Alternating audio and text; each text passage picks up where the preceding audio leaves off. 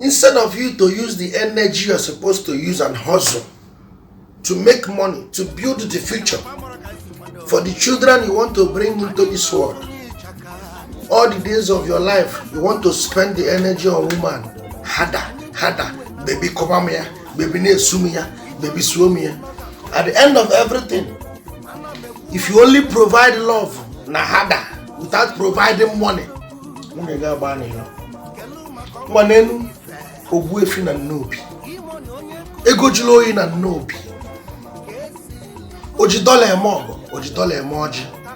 Ibiabe, immediately na bata tupu iwoloche. Instead of him to give you water to chill, the first thing I get you make you welcome with dollar. You wait dollar, see go you are welcome to my house. Abulonye, Ife Congo. Obi ukwu nwoke.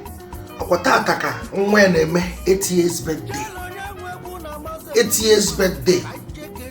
Somtochukwu Victor Obi ukwu nwa ogaranya. Nwanne bagolo elise. Your father has laid down every good road for you to tread and pass. No wonder they say follow who know road. Your papa don't know road. And there's no how you can get lost, Victor. I am saying happy birthday to you, son. Boy, nna bagombo. Diki ineto kwena wasimbu ike ka nna gi seba.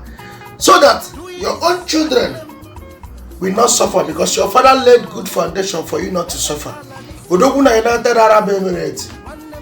Ego Julu na Nnobi ojidole emogo. So happy birthday to your lovely son. If you go to nwa abukwa onugbo girls.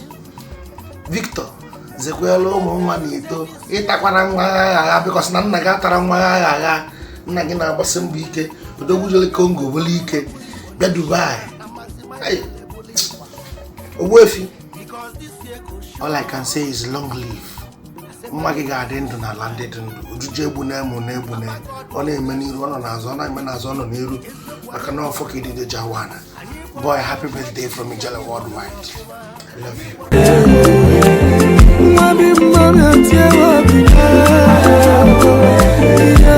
you.